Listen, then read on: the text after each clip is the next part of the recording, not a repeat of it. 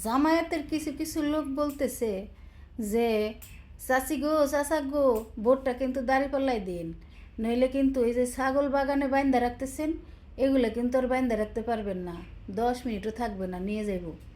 আচ্ছা, তাহলে কি তারেক রহমানের যারা সৈনিকরা আছে, জিয়ার রহমানের যারা সৈনিকরা আছে, এরা কি ছাগল চোর? এরা কি গরু চোর? আচ্ছা, বুঝলাম।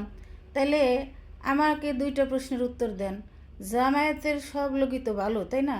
হুজুররা সবাই ভালো। আমি সব হুজুরদের কথা বলছি না, সবাই এবার মাইন্ড করবেন না।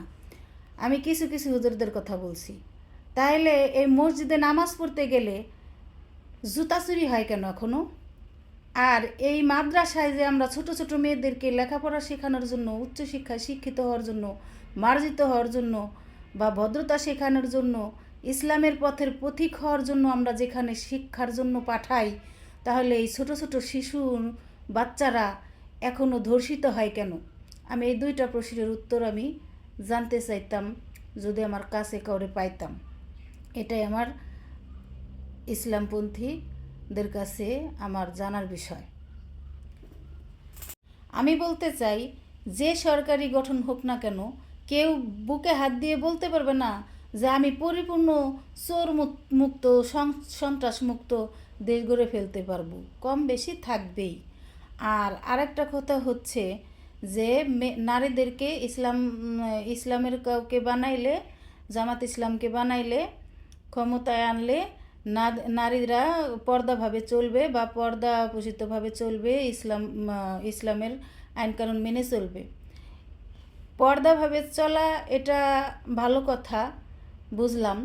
কিন্তু এই পর্দার সেলাই আপনি এই পর্দা করার জন্য কোনো নারীকে তো আর বোরকা পরা সবাইকে আমরা তার এটা গুছিয়ে দিতে পারি না, মানে বাধ্যতামূলক করতে পারি না।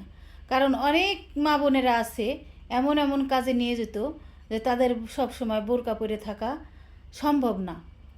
আর আরেকটা কথা, যদি সব নারীরা বোরকা পরেও, তাহলে আমাকে বলেন যে এখনও ব্যাংকে গেলে, ব্যাংকে টাকা তুলতে গেলে বলে মুখ খুলেন, ভোট কেন্দ্রে গেলে বলে মুখ খোলেন।